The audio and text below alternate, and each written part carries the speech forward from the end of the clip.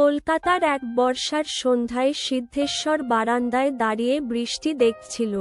কলেজের পড়া শেষ করে সবে বাড়ি ফিরেছে। হঠাৎ দেখল পাশের বাড়িতে একটি মেয়ে বৃষ্টিতে ভিজে যাচ্ছে। সে চাঁদেই, তার সহপাঠী। সিদ্ধেশ্বর ছাতা নিয়ে ছুটে গেল। তুমি এভাবে ভিজছ কেন? সিদ্ধেশ্বর জিজ্ঞেস করল। চাঁদেই কাঁদছিল।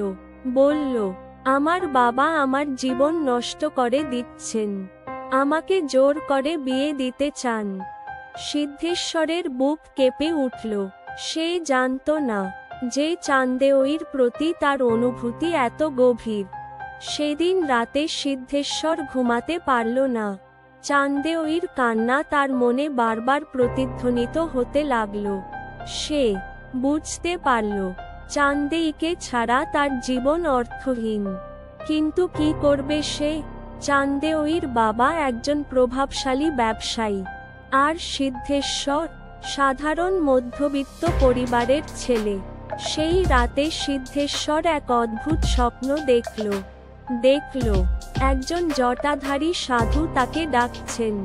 তার চোখে আগুনের শিখা। সাধু বলছেন, তোমার প্রেমের পরীক্ষা হবে, ভয় পেলে চলবে না। ঘুম ভেঙে গেল সিদ্ধেশ্বরের।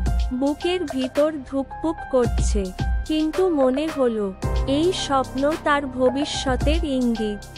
3 মাস পর, শীতের রাত, কালীঘাটের শ্মশানে একটি ছায়ামূর্তি। সেই সিদ্ধেশ্বর। চাঁদেয়ীর বিয়ের দিন ঠিক হয়ে গেছে। হতাশায় সে এখন শ্মশানের অঘরী বাবার কাছে আসে। অঘরী বাবা তাকে বলেন, প্রেম মানে ত্যাগ। তুমি কি সব ত্যাগ করতে পারবে? রাতের পর রাত সিদ্ধেশ্বর শ্মশানে কাটায়। ভয় তার মনে নেই, শুধু চাঁদেয়ীর মুখ ভেসে ওঠে চোখের সামনে। অঘরী বাবা তাকে তন্ত্র শেখান। ধীরে ধীরে সিদ্ধেশ্বরের মধ্যে পরিবর্তন আসে। তার চোখে এখন অন্য দৃষ্টি।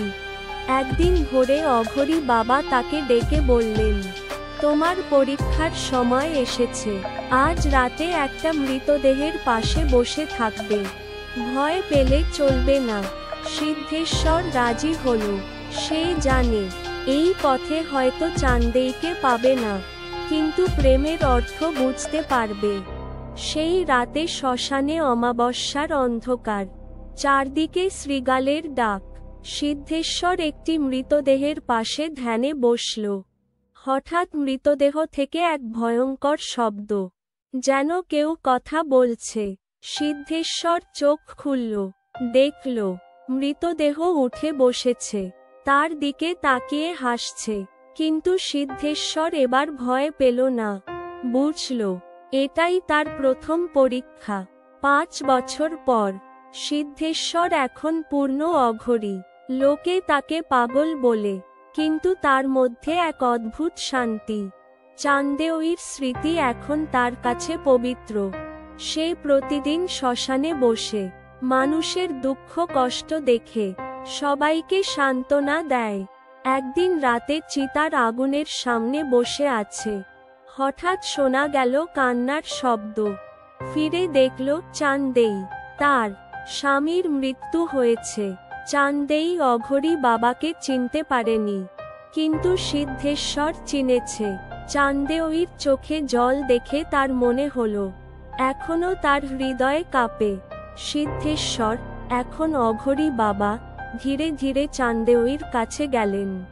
বললেন, মা, দুঃখ করো না। জীবন মৃত্যু প্রভুর খেলা। চাঁদেয়ী প্রণাম করল, চলে গেল। অঘরী বাবা চিতার আগুনের দিকে তাকিয়ে রইলেন। তার চোখে জল, কিন্তু সে জল আর বেদনার নয়।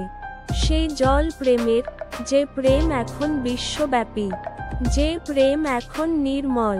অঘরী। সেই রাতে শ্মশানে বসে সিদ্ধেশ্বর ধ্যানে ডুবে গেলেন। চিতার আগুন যেন তার অন্তরের আগুনের সঙ্গে একাকার হয়ে গেল।